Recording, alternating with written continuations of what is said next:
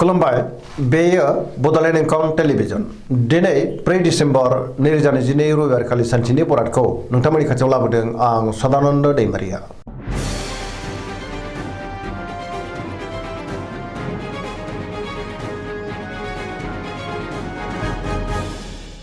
सिगां फरायनो लादों मेष राशि गिबि हांखो अ ल दिनैनि साना बारा मोजां नङा गोथों आरो गोग्गो साननो रोंनाय नङा गियाननि आंखाल जानो हागौ गोजोन थासारिनि आंखालबो फैनो हागौ सुथुरनि गाज्रि नोजोर गोग्लैनोबो हागौ मावनो लानाय खामानिखौ मावफुंनो हागोन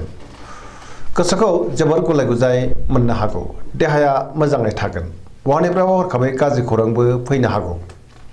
रांखावरियाव मोजां गोबां धोन आरजिनोबो हागोन बेफार फालांगियावबो मोजां होनजायो सोरबा लोगोनि हेफाजाबखौ मोननो गोब्राब जागोन न'खराव बिसि फिसायनि गेजेराव अननानै फैगोन बिमा बिफानि अननाय आरोफोरखौ मोननो हागौ बहाबा थांनांगौब्ला दिनै जोबोर मोजां आरो मोजाङैनो हान्थिनोबो हागोन गुबुननि गोसोखौ बोनो गोब्राब जागोन गोसोनि बोलोआ लोरबांबो जानो हागौ समाजाव मान मोननो हागोन लाइमोनफ्रा मोजां खौरां मोननाय नङा माबा नङा माबा मोनसे गाज्रि खौरांबो फैनो हागौ गोसोआ दिनै जोबोर उरां फारां जागोन नेगेटिभ एनार्जिनि गोहोम गोग्लैनो हागौ फरायसाफ्रा दिनै फरायनायाव गोसो दुंखांगोन आरो मोजां फिथाइ मोनगोन वृष राशि गिबि हांखो इ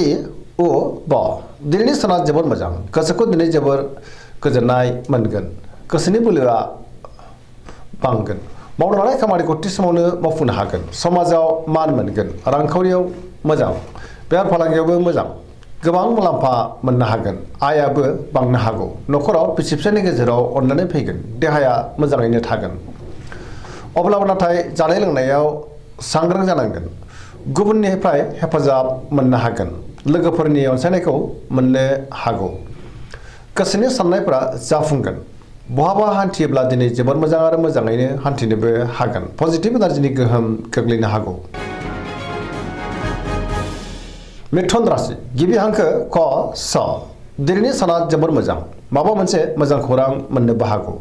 गोबां मोजां खाबु फैनोबो हागौ बयजोंबो अनजागोन आरो गुबुननिफ्राय अननायखौ मोननो हागोन गोबां बिथिङाव जाफुंसारगोन गोसोआ दिनै जोबोर खुसि जागोन लाइमोनफ्रा जोबोर रमान्टिक जागोन आरो गावबा गावनि गोसोनि साननायखौ फोरमायलायनोबो हागोन गोसोआव दिनै गोग्गो आरो गोथों साननाय फैगोन देहाया मोजाङै थागोन रांखावरियाव मोजां बेफार फालांगियावबो दिनै जोबोर मोजां होनजायो न'खराव अननानै फैगोन समाजाव मान मोनगोन गोसोनि बोलोआ बांगोन मावनो लानाय खामानिखौ थि समावनो आरो गोरलैयैनो मावफुंनोबो हागोन सोरबा लोगोनिफ्राय थोजासे हेफाजाब मोननो हागौ गुबुनजों मोजां सोमोन्दो लाखिनो रोंगोन गोसोनि साननायफ्रा दिनै जाफुंनो हागौ पजिटिभ एनार्जिनि गोहोमबो गोग्लैगोन कर्कट राशि गिबि हांखो ड ह दिनैनि साना बारा मोजां नङा सोरजोंबा एना एनि एबा दान्थे बिदान्थे जानोबो हागौ सोरजोंबा रायजानोबो हागौ समाजाव लोगो लेवा बांगोन सोरबा लोगोजों रायखोमा जानोबो हागौ गोसोनि साननायफ्रा दिनै देबर नांगोन गोसोआव नेगेटिभ साननाय फैनो हागौ मावनो लानाय खामानिखौ मावफुंनो हागोन रांखावरियाव मोजां बेफार फालांगियावबो मोजां होनजायो आयाबो दिनै बांनो हागौ न'खराव एना एनि फैनोबो हागौ बिदा फंबायजों गोरोबनो रोंनाय नङा देहाया दिनै मोजाङै थागोन अब्लाबो नाथाय जानाय लोंनायाव सांग्रां जानांगोन गुबुननिफ्राय हेफाजाब मोननो हागोन समाजाव दिनै मान मोनगोन फरायसाफ्रा दिनै फरायनायाव गोसो दुंखांगोन आरो मोजां फिथाइ मोनगोन लाइमोनफोरनि गोसोआ दिनै जोबोर उसुखुथु जानोबो हागौ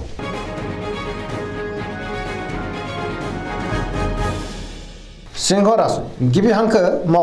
ट दिनैनि साना जोबोर मोजां सोरनिबा अननाय आरो अनसायनायखौ मोननो हागौ गोसोखौ दिनै जोबोर गोजोननाय मोनगोन समाजाव मान बांगोन गोसोआव दिनै गोग्गो आरो गोथों साननाय फैगोन गियाननि आंखाल जानाय नङा मावनो लानाय खामानिखौ थि समावनो मावफुंनो हागोन सोरबा लोगोनिफ्राय थोजासे हेफाजाबबो मोननो हागौ बहाबा दावबायनो एबा हान्थिनो खाबु मोनगोन रांखावरियाव जोबोर मोजां आयाबो बांनो हागौ मोननो गोनांखौबो दिनै मोननो हागोन बेफार फालांगियाव जोबोर मोजां मुलाम्फा मोनगोन गोसोनि साननायखौ गुबुननो फोरमायनो हागोन न'खराव दिनै अनलायनाय फैगोन समाजाव मान मोनगोन गुबुननि गोसोखौ बोनो हागोन देहाया मोजाङैनो थागोन गुबुननि थाखाय गोबां मोजां खामानि मावनानै होनोबो हागोन पजिटिभ एनार्जिनि गोहोमबो गोग्लैनो हागौ धोरोमारि बिथिङावबो दिनै गोसो दुंखांगोन कन्या राशि गिबि हांखो प ट दिनैनि साना जोबोर मोजां सोरबा लोगोनिफ्राय थोजासे हेफाजाब मोननो हागौ गोसोनि लुबैनायखौ मोननो हागौ गोसोनि बोलोआबो बांगोन गोसोआव दिनै पजिटिभ साननाय फैगोन गोथों आरो गोग्गो साननो रोंगोन गियाननि आंखाल जानाय नङा मोनफ्रोमबो खामानिखौनो दिनै मोजाङैनो मावफुंलांनो हागोन सिगांनि बबेबा आद्रा खामानियाबो दिनै मावफुंजानो हागौ रांखावरियाव मोजां अब्लाबो नाथाय खरसायाबो बांगोन बेफार फालांगियाव मोजां होनजायो देहाया मोजाङै थागोन गोबां मुंदांखा सुबुंजों लोगो मोनज्लायनो हागौ न'खराव अननानै फैगोन गोबां खामानियाव दिनै मुखुब थानांनो हागौ सोरजोंबा बाख्नाय जागोन गोसोखौ दिनै जोबोर गोजोननाय मोनगोन पजिटिभ एनार्जिनि गोहोम गोग्लैगोन गुबुननि थाखाय गोबां मोजां खामानि मावनानै होनोबो हागोन लाइमोनफोरा जोबोर रमान्टिक जागोन आरो गोसोनि साननायखौ फोरमायलायनो हागोन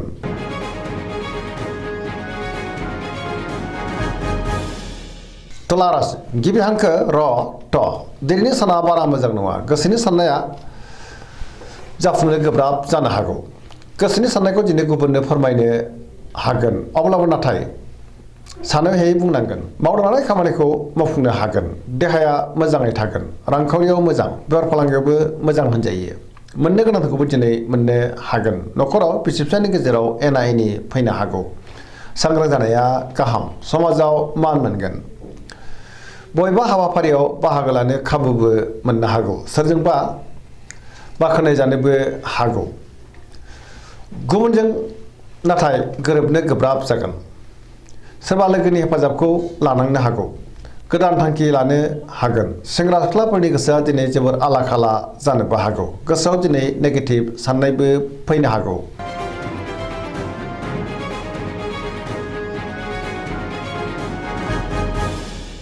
वृश्चिक राशि गिबि हांखो न स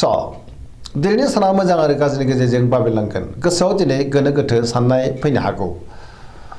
अब्लाबो नाथाय माबा नङा माबा मोनसे मोजां खौरांबो मोननो हागौ गोसोआ दिनै जोबोर उसुखुथुबो जागोन समाजाव लोगो लेवा बांगोन सोरबा गोजाम लोगोजों बहाबा लोगो मोनज्लायनो हागौ गोसोआव गोग्गो आरो गोथों साननाय फैनोबो हागौ मावनो लानाय खामानिखौ थि समावनो मावफुंनो हागोन गुबुननिफ्राय हेफाजाबखौ मोननो हागोन गोसोनि साननाया नाथाय अब्लाबो देबोरबो नांनो हागौ समाजाव मान मोनगोन रांखावरियाव बारा मोजां नङा मोननो गोनांखौ दिनै मोननो गोब्राब जागोन बेफार फालांगियाव बारा मोजां नङा होनजायो गोबां खहा जानांनोबो हागौ सांग्रां जानाया गाहाम देहाया मोजाङैनो थागोन गुबुननिफ्राय हेफाजाबबो मोनगोन फरायसाफ्रा दिनै फरायनायाव गोसो दुंखांगोन आरो मोजां फिथाइ मोनगोन लाइमोनफोरनि गोसोआ दिनै जोबोर आला खाला जानो हागौ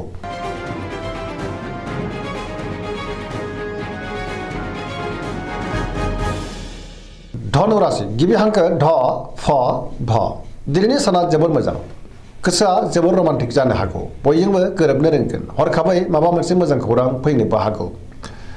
गोसोआव दिनै गोग्गो आरो गोथों साननाय फैगोन गियाननि आंखाल जानाय नङा मावनो लानाय खामानिखौ थि समावनो आरो गोरलैयैनो मावफुंनोबो हागोन सिगांनि बबेबा आद्रा खामानिखौबो दिनै मावफुंनो हागोन गोसोनि साननायफ्रा जाफुंनो हागौ रांखावरियाव मोजां अब्लाबो नाथाय खरसायाबो बांगोन मोननो गोनांखौ दिनै मोननो हागोन बेफार फालांगियाव जोबोर मोजां मुलाम्फा मोनगोन समाजाव मान मोनगोन देहाया मोजाङै थागोन न'खराव अननानै फैगोन बिदा फंबायनिफ्राय हेफाजाब मोनगोन बहाबा दावबायनो एबा हान्थिनो खाबु मोननोबो हागौ आरो गाहामैनो हान्थिनोबो हागोन लाइमोनफोरा गोसोनि साननायखौ जाफुंहोनो हागोन पजिटिभ एनार्जिनि गोहोमबो गोग्लैनो हागौ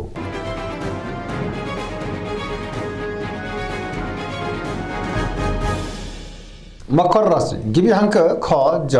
दिनैनि साना मोजां आरो गाज्रिनि गेजेरजों बाबेनलांनो हागौ गोसोनि साननाय आरो लुबैनायफोरा जाफुंनो गोब्राब जानो हागौ गोसोआव दिनै जिंगाबो फैनो हागौ मावनो लानाय खामानिखौ मावफुंनो गोब्राब जागोन माबा नङा माबा मोनसे गाज्रि खौरां फैनोबो हागौ रांखावरियाव बारा मोजां नङा आयनिख्रुइ खरसायासो बांसिन जानोबो हागौ मोननो गोनांखौ दिनै मोननो गोब्राब जागोन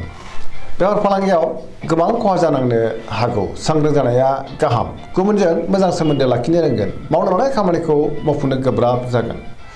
न'खराव दिनै अनलायनाय फैगोन बिदा फंबायनिफ्राय थोजासे हेफाजाब मोननो हागौ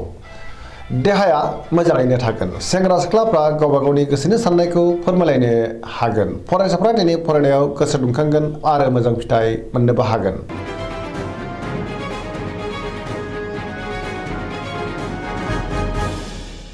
कुम्भ राशि गिबि हांखो ग स दिनैनि साना जोबोद मोजां बयजोंबो मोजां सोमोन्दो लाखिनो रोंगोन माबा नङा माबा मोनसे मोजां खौरां फैनोबो हागौ गोसोआव दिनै पजिटिभ साननाय फैगोन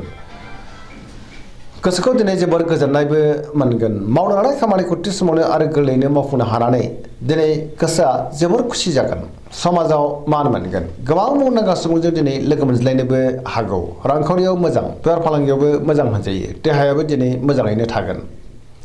न'खराव अनलायनाय फैगोन गुबुननिफ्राय थोजासे हेफाजाबखौ मोननो हागोन बिमा बिफानि अननाय आरो बोरखौ मोननो हागौ बहाबा दावबायनो एबा हान्थिनो खाबु मोननोबो हागौ पजिटिभ एनार्जिनि गोहोम गोग्लैगोन।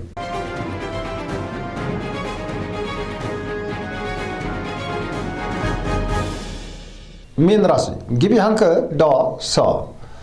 दिनैनि साना जोबोर मोजां बयजोंबो अनजागोन आरो अनसायजागोन गोजोन आरो गाहाम थासारि फैनो हागौ सिगांनि बबेबा आद्रा खामानिखौ दिनै मोजाङैनो मावफुंनो हागोन गोसोखौ दिनै जोबोर गोजोननाय मोनगोन गोसोआव पजिटिभ साननाय फैगोन गोथों आरो गोग्गो साननो रोंगोन गियाननि आंखाल जानाय नङा गोसोनि बोलोआ बांगोन गावनि गोसोनि साननायखौ गुबुननो फोरमायनोबो हागोन देहाया मोजाङैनो थागोन अब्लाबो नाथाय जानाय लोंनायाव सांग्रां जानाया गाहाम रांखावरियाव मोजां आयाबो दिनै बांनो हागौ बेफार फालांगियावबो मोजां होनजायो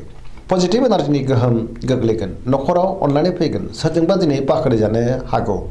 सेंग्रा सिख्लाफ्रा दिनै जोबोर रमान्टिक जागोन आरो गावबा गावनि गोसोनि साननायखौ फोरमायलायनोबो हागोन।